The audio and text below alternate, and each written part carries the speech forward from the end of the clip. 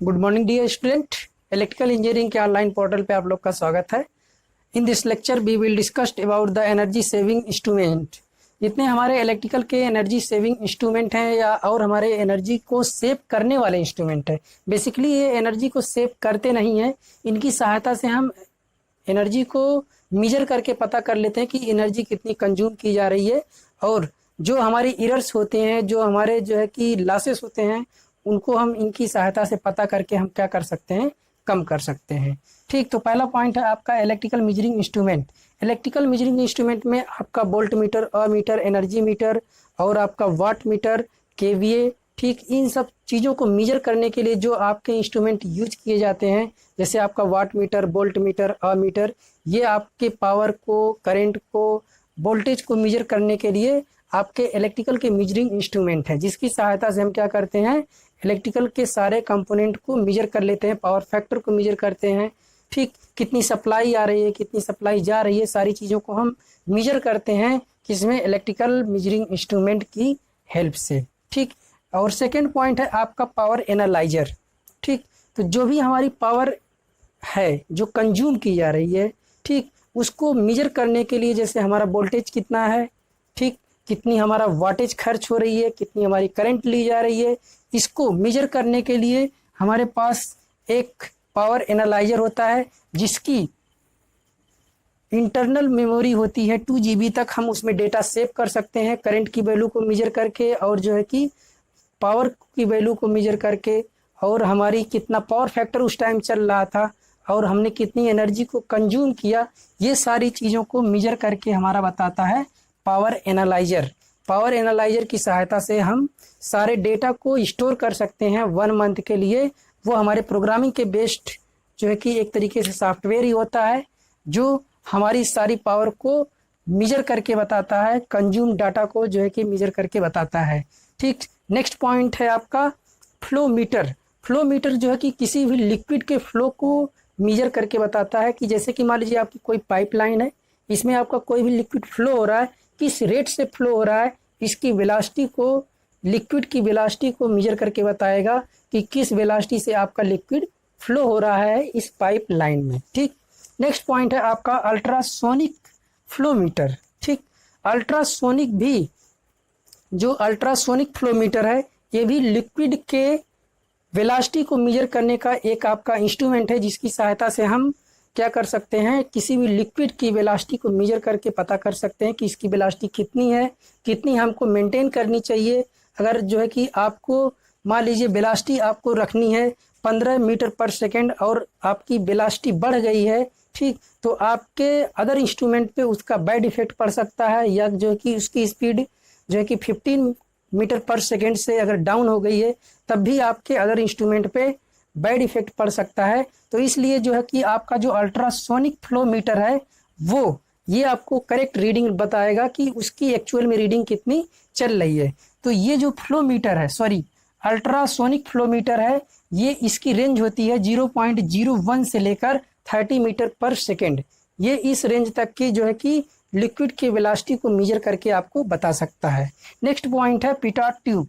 Pitot tube एक यल type के shape की आपकी ट्यूब होती है, जो किसी भी हैलो खोखले पाइप के जॉइंट पे लगाई जाती है। जैसे कि मान लीजिए आपकी ये कोई पाइप है, ठीक, और ये आपका क्या है, पिटॉट है। ठीक, तो ये आपका खोखला होता है। ठीक, ये इसका यूज किया जाता है क्या करने के लिए, measure the air velocity in the hollow tube. कोई भी आपकी हॉलो ट्यूब है, उसमें कोई भी चीज़ आपका फ्लो कर रहा है, किस वेलोसिटी से फ्लो कर रहा है, ठीक, और इसका जो शेप होता है वो यल टाइप का होता है। ठीक, ये आपका मान लीजिए कोई पाइप है, ठीक, इसमें आपका कोई लिक्विड फ्लो कर रहा है, तो ये जो है कि एयर की वेलोसिटी को, इसमें आपकी जो एयर की वेलोसिटी है, ठीक, उसको मेजर करके बताता है। नेक्स्ट आपका है एन्यूमेटर। ठीक, एमिनोमीटर। एमिनोमीटर जो है कि वाई को वेग को मेजर करता है। ठीक, एमिनोमीटर वाई को वेग को मेजर करता है, और इसकी जो वेलोसिटी की रेंज होती है वो 0.4 से लेकर 30 मीटर पर सेकेंड होती है, और इसके सहायता से हम जो है कि टेम्परेचर को भी मेजर कर सकते हैं। टेम्परेचर का जो रेंज होता है 0 से लेके 60 डिग्री तक टेम्परेचर को ये मेजर करके बता सकता है। नेक्स्ट आपका है इंफ्रारेड थर्मोमीटर। इंफ्रारेड मतलब आपका ऐसा थर्मामीटर जिसकी सहायता से आप दूर से ही किसी चीज़ का टेम्परेचर आप मेजर कर लेते हैं। जैसा कि आज के दिनों में कोरोना चल रहा है, ठीक, तो कोरोना में जो है कि लोग एक दूसरे को टच नहीं करते हैं, दूर से ही टेम्परेचर को ले लेते हैं। तो आपका इंफ्रारेड बेस्ड जो है कि टेम्परेचर गन है जिसकी सहायता से हम दूर से ही 1 मीटर 2 मीटर 3 मीटर की डिस्टेंस से हम क्या कर लेते हैं, टेम्परेचर को मेजर कर लेते हैं। वो थर्मामीटर आपका इंफ्रारेड थर्मामीटर होता है जिसकी रेंज होती है 20 डिग्री सेल्सियस से लेकर 500 डिग्री सेल्सियस तक, ठीक। इसकी रेंज होती है 20 डिग्री से लेकर 500 डिग्री सेल्सियस तक। इसका हम यूज करते हैं भट्टियों में, जैसे कि मान लीजिए कुछ हमारी जो भट्टियां हैं जहाँ पर टेम्परेचर हमको मेजर करना होता है वहाँ पर हम इसका यूज कर सकते हैं, ठीक। और नेक्स्ट पॉइंट है आपका लक्स मीटर। तो लक्स मीटर जो है आपका ये बताता है कि जो आपका कोई भी बल्ब है, ठीक, या आपका कोई ट्यूबलाइट है, उसकी जो इल्यूमिनस है, उसकी इल्यूमिनस की इंटेंसिटी है, उसकी प्रदीपन की इंटेंसिटी कितनी है, ये बताता है कि उसकी जो है कि इल्यूमिनस की इंटेंसिटी कितनी है, कितनी वो रोशनी एक कमरे में दे सकता है, एक पर्टिकुलर एरिया के लिए कितनी दे सकता है। वो इल्यूमिनस को मेजर करने के लिए, ठीक, इल्यूमिनस को मेजर करने के लिए हम क्या करते हैं, लक्स मीटर का यूज करते हैं। नेक्स्ट आपका है लीक डिटेक्टर। लीक डिटेक्टर क्या है कि जैसे कि मान लीजिए किसी लाइन में, किसी पाइप लाइन में आपका जो है कि कोई भी लिक्विड फ्लो हो रहा है, ठीक, या कोई गैस फ्लो हो रहा है, तो उसके गैस के फ्लो के में अगर कोई लीकेज है, ठीक, क्योंकि जब हम किसी भी गैस को क्या करते हैं, हाई वेलोसिटी से हाई प्रेशर पे भेजते हैं एक जगह से दूसरी जगह, तो हम ये देखते हैं कि कहीं लीकेज ना हो। तो उस लीकेज को मेजर करने के लिए हम क्या यूज करते हैं, लीक डिटेक्टर। लीक डिटेक्टर का यूज करते हैं किसी भी जगह जो हमारा गैस के फ्लो में, ठीक, किसी पाइपलाइन में गैस आपकी हाई वेलोसिटी से फ्लो हो रही है, उसको उसके लीकेज को मेजर करने के लिए हम यूज करते हैं लीक डिटेक्टर का, ठीक। और नेक्स्ट पॉइंट है आपका पायराइट। पायराइट जैसे कि मान लीजिए हमारी कुछ जो है कि चिमनियाँ होती हैं, वहाँ से कुछ हार्मफुल गैसें निकलती हैं, तो उस गैसेस का सैंपल लेकर हम क्या करते हैं, detection of the harmful gases, ठीक। उन हार्मफुल गैसों का सैंपल लेके हम डिटेक्ट करते हैं कि उसमें कार्बन डाइऑक्साइड की मात्रा कितनी है और ऑक्सीजन की कितनी मात्रा है, ठीक। तो ये जो आपका होता है पायराइट, इसकी सहायता से हम उस सैंपल को क्या करते हैं, चेक करते हैं। और लास्ट पॉइंट है अदर इंस्ट्रूमेंट। अदर इंस्ट्रूमेंट में आपके बहुत सारे इंस्ट्रूमेंट आ जाएंगे, जैसे टाइकोमीटर आपका, कि आपकी कोई मोटर चल रही है उसकी स्पीड कितनी है, ठीक, और आपका मैकेनिकल की कोई चीज़ है उसको मेजर करने के लिए, ठीक। तो बहुत सारे ऐसे इंस्ट्रूमेंट हैं जो अदर इंस्ट्रूमेंट में आपके आते हैं, ठीक। तो ये सारे आपके पॉइंट्स हैं, हमने 10 पॉइंट्स को यहाँ पर मेंशन किया है जो एनर्जी सेविंग इंस्ट्रूमेंट के अंदर आते हैं। बेसिकली एनर्जी सेविंग जो इंस्ट्रूमेंट है ये एनर्जी को सेव नहीं करते हैं, हमने आपको पहले ही बता दिया, लेकिन इनकी सहायता से हम ये पता कर सकते हैं कि हमारी एनर्जी कितनी यूज होनी चाहिए और हम कितना यूज कर रहे हैं, ये केवल इतना बताते हैं। और हम इनकी सहायता लेकर हम केवल डिटेक्ट कर पाते हैं, और जितनी हमको वैल्यू में कोई चीज़ फ्लो कराना है, पास कराना है, ठीक, उतनी वैल्यू में हम क्या कर पाते हैं, पास करवा पाते हैं। बस ये जो है कि एनर्जी सेविंग इंस्ट्रूमेंट का इतना ही काम होता है। तो इस लेक्चर में बस इतना ही। So thank you dear student. Okay dear student, तो नेक्स्ट टॉपिक हमारा है एनर्जी ऑडिट रिपोर्ट फॉर्मेट। तो जो हमारे ऑफिसर्स होते हैं, ठीक, जो एनर्जी ऑडिटिंग ऑफिसर्स होते हैं, उनके ऊपर भी कुछ ऑफिसर्स होते हैं। वो ऑफिसर्स जो एनर्जी ऑडिट के लिए जाते हैं वो क्या करते हैं कि एक रिपोर्ट तैयार करते हैं एक फॉर्मेट में, जो है कि किसी कंपनी का, किसी इंडस्ट्री का, किसी भी जो है कि ऑर्गेनाइजेशन का पर्टिकुलर एक फॉर्मेट उनके पास होता है, जिस फॉर्मेट में पूरे डेटा को कलेक्ट करके अपने जो सीनियर्स जो है कि उनके एनर्जी ऑडिटर अफसर हैं उनको प्रोवाइड कराते हैं, तो ये जो है कि आपका एनर्जी ऑडिट रिपोर्ट फॉर्मेट एक तरीके से आपका फॉर्मेट होता है जिसमें सारे डेटा को फिल करके वो वहाँ से कलेक्ट करके सारे डेटा को अपने जो उनके अपर लेवल के एम्प्लॉय हैं उनको वो क्या करते हैं, प्रोवाइड कराते हैं। ठीक है, तो इसमें जो है कि हम लोग देखते हैं कि क्या क्या है। डिटेल्ड एनर्जी ऑडिट, डिटेल्ड में वो क्या करते हैं, एनर्जी ऑडिटिंग करते हैं, जिसमें आपका पहला है एक्नॉलेजमेंट, ठीक, और नेक्स्ट आपका है एग्जीक्यूटिव समरी। एग्जीक्यूटिव समरी में हम जो है कि जैसे कि आपका जो एग्जीक्यूटिव ऑफिसर हैं उनकी डिटेल एनालिसिस क्या है, इसके बारे में हम लोग बात करते हैं। तो इसमें हमारे कुछ पॉइंट्स दिए गए हैं जिनके माध्यम से हम एनर्जी ऑडिट रिपोर्ट को फॉर्मेट को समझेंगे। ठीक है, तो पहला पॉइंट है हमारा इंट्रोडक्शन अबाउट द प्लांट। पहला पॉइंट हमारा है इंट्रोडक्शन अबाउट द प्लांट। जो प्लांट है उसके बारे में ओवरव्यू होना चाहिए, पूरा कंप्लीट उसकी एनालिसिस होनी चाहिए। तो इसमें आपके कुछ पॉइंट्स इसके अंदर आते हैं। General plant detail and description, पहला पॉइंट आपका है general plant detail and description. Plant का हमको डिटेल एनालिसिस होनी चाहिए और उसके जो है कि पूरा डिस्क्रिप्शन लिखा होना चाहिए कि यहाँ पर इस चीज़ की कमी है, यहाँ पर इस चीज़ की जो है कि ज़्यादा रिक्वायरमेंट है, इसलिए यहाँ पर एनर्जी का कंजप्शन ज़्यादा हो रहा है। ठीक, और नेक्स्ट पॉइंट है आपका एनर्जी ऑडिट टीम।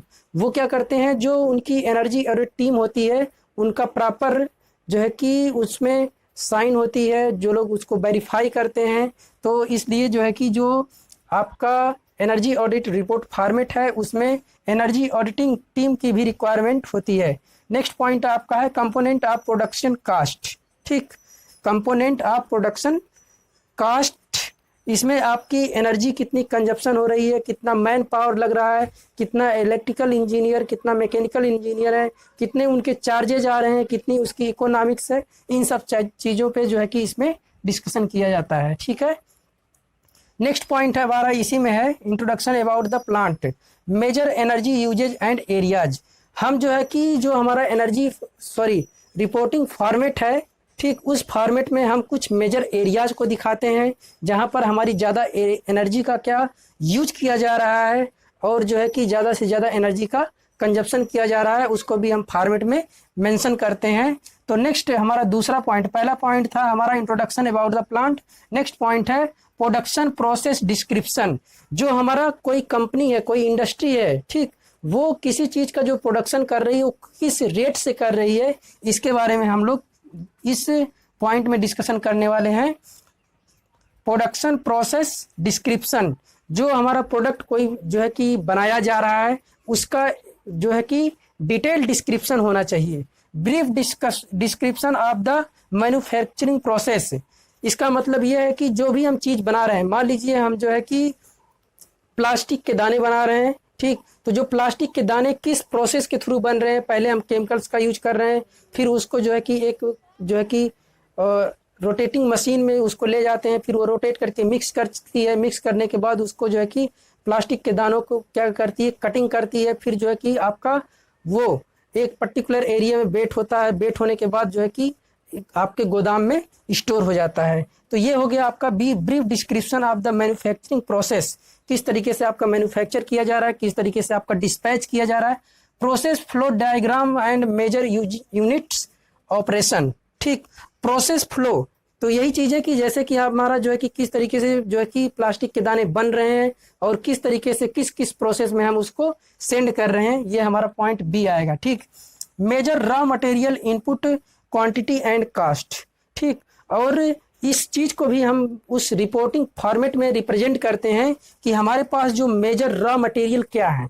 ठीक, जैसे कि जब हम प्लास्टिक के दाने बनाते हैं तो उसमें जो है कि हमको कैल्शियम से रिलेटेड चीज़ों की ज़रूरत पड़ती है, ठीक, और कुछ ऐसी मिक्स गैसों की रिक्वायरमेंट पड़ती है। तो उसमें सबसे ज़्यादा किस चीज़ की ज़रूरत पड़ती है, जो आपका रॉ मटेरियल है वो आपको इजीली आपके लो डिस्टेंस से ही मिल पा रहे हैं कि नहीं मिल पा रहे हैं, इसके बारे में, और क्वांटिटी कितनी है, किस क्वांटिटी में हम मंगा रहे हैं और उसकी कास्ट कितनी पड़ रही है, इन सब चीज़ों पर हम विशेष ध्यान देते हैं। ठीक, तो पॉइंट 1 था हमारा इंट्रोडक्शन अबाउट प्लांट, पॉइंट 2 था हमारा प्रोडक्शन प्रोसेस डिस्क्रिप्शन, कि जो हमारा प्लांट का प्रोडक्शन हो रहा है, किसी भी प्लांट का, किसी भी इंडस्ट्री का, वो किस रेट में हो रहा है, किस तरीके से प्रोसेस किया जा रहा है। ठीक, और नेक्स्ट पॉइंट है आपका brief description of each utility.